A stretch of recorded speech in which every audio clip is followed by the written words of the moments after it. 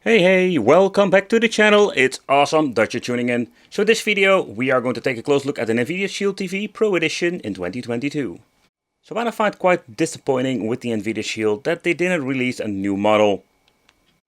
So this is basically the latest model, but it's already a couple of years old, and at this point it's still one of the most powerful Android boxes you can get. It's kind of strange if you look at it. There are so many boxes coming out from all kinds of brands, but nothing has been improving a lot, or not at all. So I must say that I was a little bit disappointed buying the Pro, and the reason why is that they didn't come with a freaking controller, because I really love the gaming feature of the Nvidia Shield. So one of the things they implemented with this new version is that we do get a different remote. The remote itself does also have the Netflix button, and it feels very nice. It is a Bluetooth remote, and this thing is absolutely very high quality. One of the best ones I have seen when it comes to Android boxes. Another thing, I personally really like the Nvidia Shield when it comes to the design itself. It's absolutely amazing. Maybe in the future we'll take a close look at some other models, but when you're looking at a couple of the revisions, they didn't improve a lot. Or you're going to take a close look at the old Pro, but that's something for a different video. The only downside is that we do get two USB connections over here. I wish they implemented at least a couple of them at the front, because I really love it to use this thing and just plug in the controller at the front. But it is not the case. Then we do have an HDMI at the back, an RJ45 connection for the internet, and we're going to get ourselves the weird, not really uncommon plug. I think it's unique for Nvidia for the power supply input. Okay, so we're looking inside, we're going to get the power supply that is unique to the Nvidia Shield. So where a lot of these Android boxes from China work on 5 volt and 12 volt, this one works on different voltage, 19 volts to be exactly. It's quite interesting if you ask me. Here we go to get the plugs that you basically need to slide in, and you can plug it in the wall socket. So do we get ourselves some manuals or a quick starter guide explains how everything works, especially when you need to connect the remote if it doesn't work. So this, so far, I know, the only thing that we're going to get inside the box. But let's plug in this bad boy and just see what we can do when it comes to video playback. Is it even capable of running some emulation? Because that I also want to point out, because that makes this thing very interesting to buy. Okay, so let's plug it in and let's go. Keep in mind that you're going to need a lot of upgrades and new updates. I had it with the old box, but also with the new version. So take some time to set it up. When you're comparing the GT King, Nvidia Shield and all the high-end Android boxes, what I did notice with this is that the Nvidia Shield has way more to offer. Not only the Nvidia games where you can stream from their services, and it's, so far I know, a paid service, you can do so much great things. Okay, so of course we're having the Google Play Store, and with the Google Play Store there are so many great games you can play, but because this device itself is very powerful, it also has the option to play three-dimensional games very well. But when you take a close look at the games you can play with the Play Store, it's just one gaming machine. But also some other features that I wanted to talk about with you. Some games are free to play, some games you need to buy for a couple of euros, so take that in consideration. So in overall, I think the Nvidia Shield is really appealing to the gamers who just want to have a plug and play box that can play a lot of games. So one of the new features that Pro has is EA scaling. I have messed around with it, and I must say it's a great option and it's a cool addition to the Nvidia Shield Pro. So when you're looking at retro emulation, support of the emulators is just massive compared with the Chinese. The Chinese had more different Android versions that we still struggle with installing some of these emulators. But nevertheless, we're also going to do a separate review about it, but also we're going to test it out, some retro games here in this video. But if you just want to use the device like a YouTube machine, want to watch 4K on your television, I think the Nvidia Shield is an amazing piece of hardware. Compared with the other Android boxes I've checked out, most of them are running it very well, 4K native resolution, but some are struggling a little bit here and there. But an Nvidia Shield doesn't have any issue when it comes to 4K streaming from YouTube.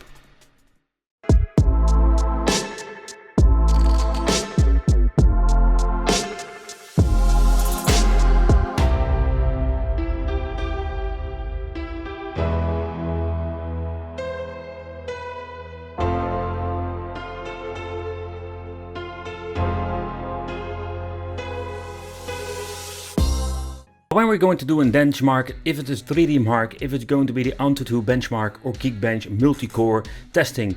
What I did notice when you're comparing the Nvidia Shield TV Pro against other boxes like the Beelink GT King Pro. You can see with the scores that with some things like the Antutu benchmark, it's going to get a gigantic difference. But with the Geekbench multi-core, you can see it's going to get a really close match.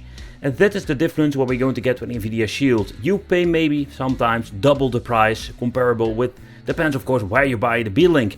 But you have so many new features when it comes to the Nvidia Shield TV Pro. And I think this thing is just worth it when you're comparing it to the Chinese boxes.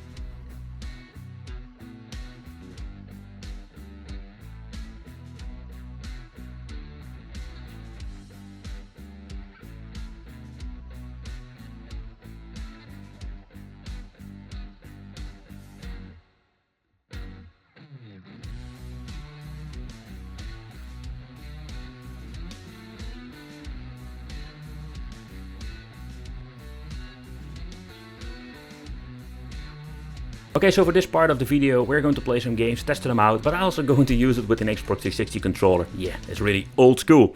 But the reason why I really love this controller, not only for the form factor and how comfortable it is, when you combine this with the Nvidia Shield, it will recognize by emulators, games, you name it, it works like a charm. So I recommend, if you're not interested in the Nvidia Shield controller, you can also pick up a Microsoft controller and these will work just fine. Plug and play without any hassle. Don't you love when you're playing the games and you just need to download a lot of extra stuff. But nevertheless, we're going to try some real racing. Don't mind my racing because, oh man, racing with a controller on this is not very easy to do. But just want to give you a quick look how it looks and how it plays.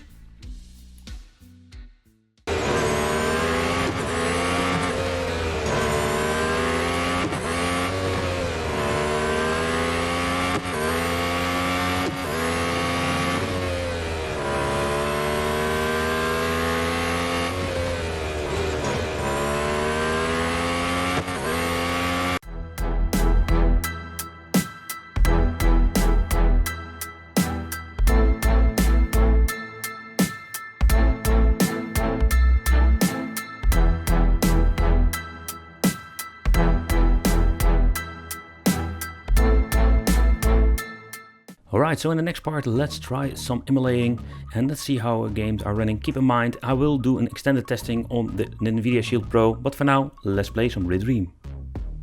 Okay, so we're going to shut down the frame skipping, game aspect ratio 4:3, and we're also going to run it on 4K. Take in consideration that you need to buy the program if you want to do this. Strengthened the soul of Nightmare. You win!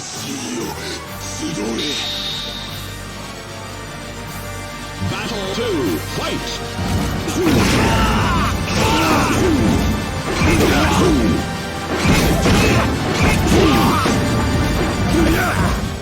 But you can see that the games runs perfectly on 60 FPS locked without frame skipping on the Nvidia Shield Pro. And I can tell you, the GT King does struggle a little bit. Okay, so with the PPSSPP emulator, it runs very nice with Tekken 6 and God of War will struggle, but in the end, when you're doing a little bit of modification with God of War, it will run fine on the system itself, because God of War will still be more like the game that's very hard to emulate. And in combination with Nvidia Shield Pro, you can play a lot of great games on 60 FPS in combination with 2x resolution. So I think the Nvidia Shield Pro is a very cool device, and you can see what a lot of these Chinese boxes are struggling. PSP is running very well on the Nvidia Shield Pro.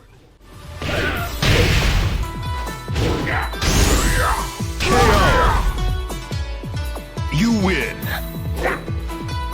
Round 2. Fight.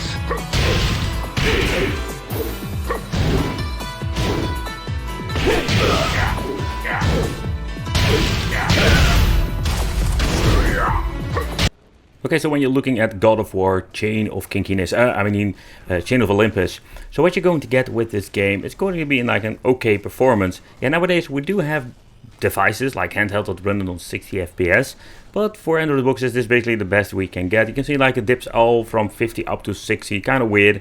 So it's not a stable frame rate, a little bit of a bummer in my opinion, but When you're looking at the GT King, for example, that still is not powerful enough to run this game actually, or you need to have adding some frame skipping.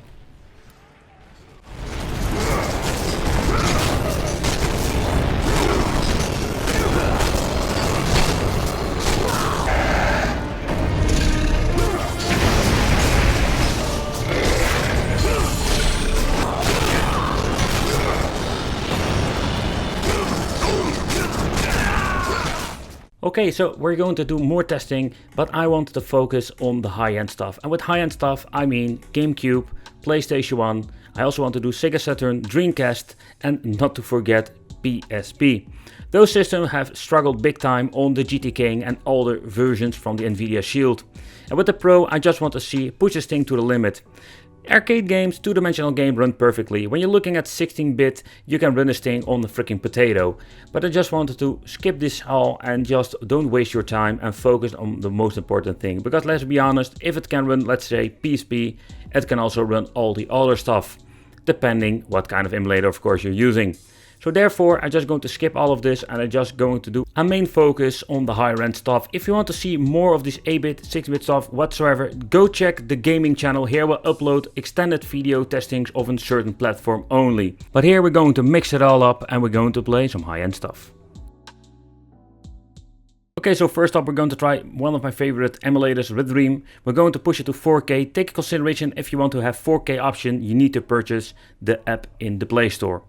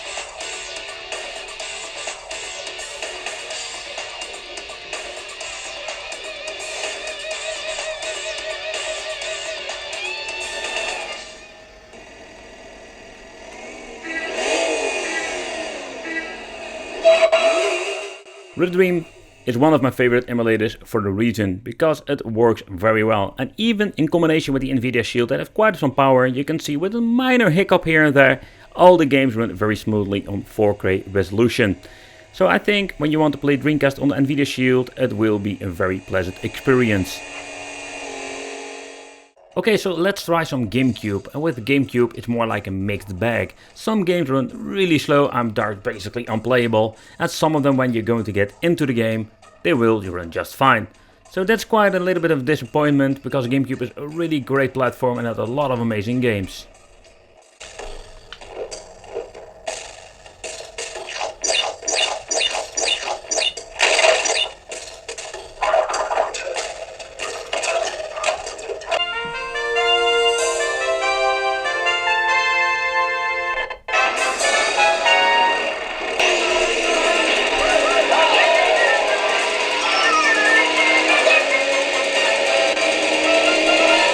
And as you can see, this game runs way better than the previous one. And it's more like a combination of the game, the program you're using, and of course what kind of hardware you're using. So this is a little bit of a bummer. It's more like a trial and error, or in other words a mixed bag when it comes to this GameCube gaming on the Nvidia Shield. So then we're having F-Zero GX, a great example. This game runs really choppy when you're going to get in the title screen, but in the end, when you're going to boot it up, the game seems to be running just fine and it is playable.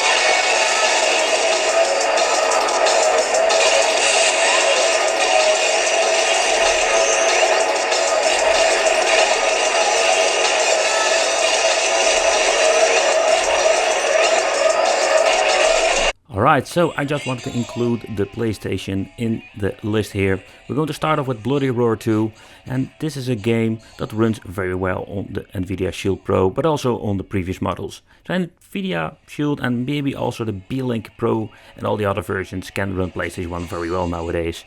So in that case, PlayStation 1 is not super demanding, but just fun to include here on the Nvidia Shield Pro testing video.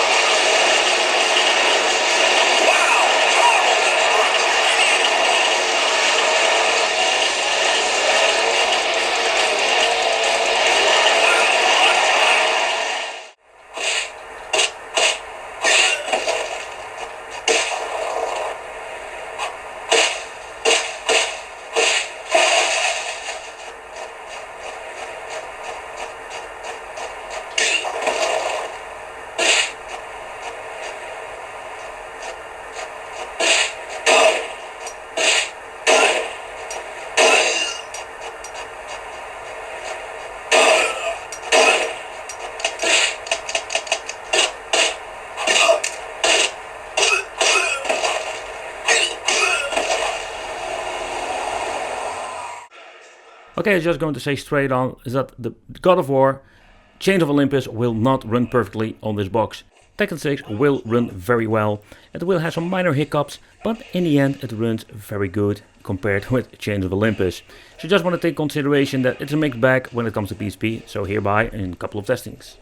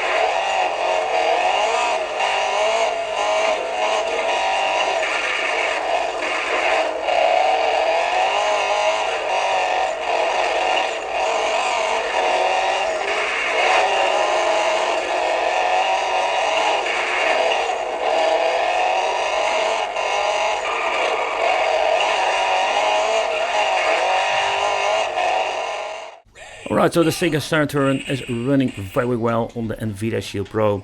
I turned off frame skipping and it's just running on native device resolution. You can see it looks very crisp and clear. Without any hassle, the games run very well. But later on we're also going to do a side-by-side comparison with the older Pro version. What you can see over here, this one did came with a controller, the newer generation, because also there we're going to get two different controllers with Nvidia Shield. But let's talk about the final conclusion of the new model. But the Nvidia Shield Pro, I think it's absolutely an amazing piece of technology, even in 2022.